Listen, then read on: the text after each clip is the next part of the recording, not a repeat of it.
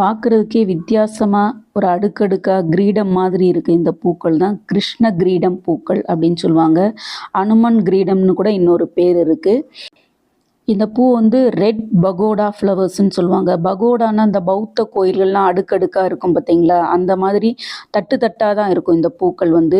கீழேருந்து அகலமா வந்து மேலே அப்படி ஒரு கூம்பு மாதிரி கோபுரம் மாதிரி இருக்கும்.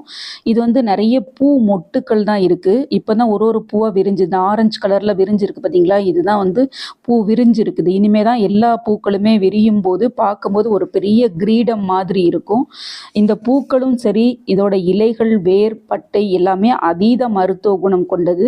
இந்த பூக்களை வந்து நல்லா எண்ணெயில போட்டு காய்ச்சி தீப்புண் பட்ட இடங்கள்லாம் தடவும் போது புண்களும் ஆறும், அந்த தழும்புகள் கூட மறைஞ்சிரும் அப்படின்னு சொல்றாங்க.